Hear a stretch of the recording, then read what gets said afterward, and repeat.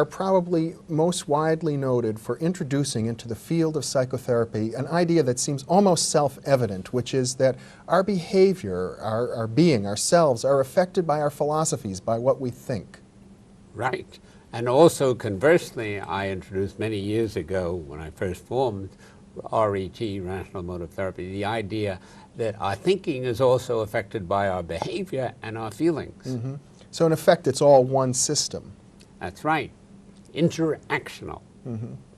And that system can therefore obviously be affected by dealing with any part of it, I would assume, behavior, emotions, or cognition or thoughts. Right, but profoundly, if you profoundly change your philosophy, your thinking, then you're more likely, in all probability, to profoundly change your feeling and your behavior, and especially your disturbed feeling and your disturbed behavior. And you drew on the ancient philosophers and sort of coming to the notion that philosophy itself could be a form of psychotherapy. At that point, you broke away from psychoanalysis and developed a form of cognitive therapy. Yes, I practiced and was a psychoanalyst for a while, but then I discovered that it didn't work, and I have a gene for efficiency, while poor Sigmund Freud had a gene for inefficiency. So I went back to my hobby since the age of 16, philosophy, the philosophy of the ancients, largely of Epictetus and Marcus Aurelius, and in the East of Confucius and Lao Tse and Buddha, and amalgamated it with behavior therapy, which I had used on myself at the age of 19 to get myself over my phobia of public speaking and of approaching young females. Mm-hmm. Well, if I could get to the kernel of your thought, it is basically that whatever happens to us in life, it's not totally responsible for our emotions. Right. It's partly, it contributes to it. A, activating events contribute to C, consequences in our gut, but it's B, our belief system, our philosophy, which mainly, largely, or certainly in great part, makes us feel and think the way we do, especially think, and I should say behave the way we do, especially in a disturbed manner. We disturb ourselves. And typically, I suppose, when a person is very angry or very depressed, they almost always think that it's something outside that's causing that.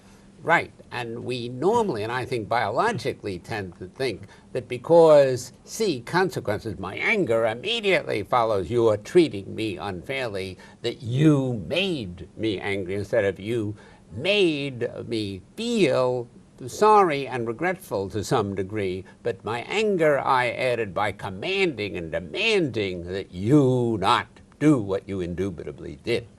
And in a sense, if I'm right, you broke with Freud in suggesting that the parents aren't responsible, early upbringing isn't responsible, that we teach ourselves these kinds of neurotic behaviors. Right. We're born gullible to our parents, influenceable, teachable in the first place. Therefore, we stupidly listen to our parents, but then we invent many must, shoulds, ought, demands, commands, in addition to the standards, the values that we adopt from our parents. But the standards don't upset us. We mainly upset ourselves with those Jehovian commands. Yeah. You've used the term, I think you must have coined it, masturbation. Right. That masturbation is good and delicious, but masturbation is evil and pernicious, is one of my sayings. And masturbation is when we tell ourselves, I must do this, or things must be this way, even though they're not. Right. The three main musts are I must do well, or I'm no good. You louse, must treat me well, or you're worthless and deserve to roast in hell. And the world must give me exactly what I want, precisely when I want it, or it's a horrible, awful place. It would be awful. It would be terrible. Right. Because of the must. If you didn't masturbate, then you wouldn't awfulize, terribilize, catastrophize, say, I can't stand it, and put yourself down. If you're only stuck with, I'd like very much to do well, but I never have to, then you wouldn't then disturb yourself. Yeah. So the technique that you get engaged in with your clients is one of disputing their musts, their ideas, and showing them that logically, scientifically, philosophically, things are not that way, that nothing must be if it isn't. The technique is the scientific method, and we say, and we're the only cognitive behavioral therapy which does say, that when you think anti-scientifically, devoutly, really piously, dogmatically, which is inflexible and anti-scientific, then you disturb yourself. Therefore, we use the flexible scientific method to get you philosophically and otherwise to undisturb yourself. Now, many people, I think particularly the Freudian school of therapy, would suggest that simply being told by your therapist that you're thinking things wrong isn't going to make a bit of difference, that you'll continue with the same old behaviors anyway. And we would agree that being told it or told where you got it, which you didn't get it from your sacred mother and father, won't help you. But the insight that I made myself disturbed, I foolishly listened to my mother and father and took them too seriously, and I'm still doing it, and that now I require work and practice to give up my biological and sociological tendency to disturb myself. That will help you, not the belief that I disturb myself and that I don't have to. That'll help, but not that much. Yeah.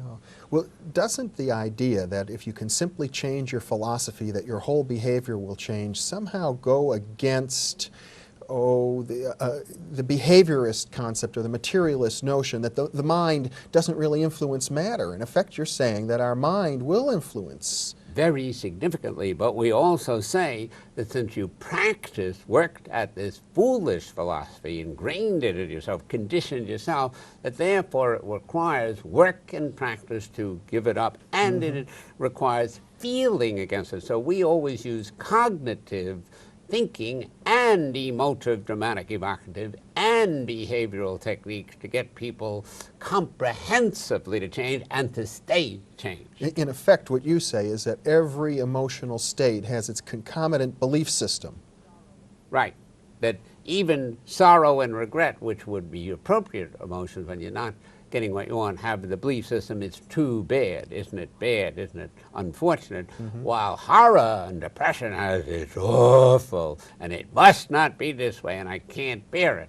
So, and each of the negative self-defeating states, such as depression or anxiety or despair or rage, has some individual difference in what you tell yourself, what you believe philosophically. So, in a sense, the heart of your philosophical approach then is to distinguish between what we might call appropriate philosophies, appropriate emotions, and inappropriate ones. And oddly enough, I discovered after years of doing rational emotive therapy, RET, that there only are a few differences, and one main difference, and it's crucial, is taking a preference, a desire, a goal, a value, practically all of which are legitimate, and escalating it again, transmuting it into a demand, a should, an ought, a must, an absolute.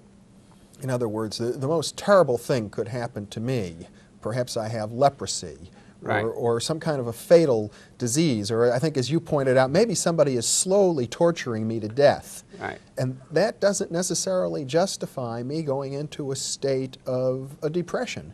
Or of horror. Or of horror. But it does justify you saying, I don't like this, I wish it weren't so, what am I going to do about it? Which you won't do if you're horrified. You'll freeze and make yourself worse.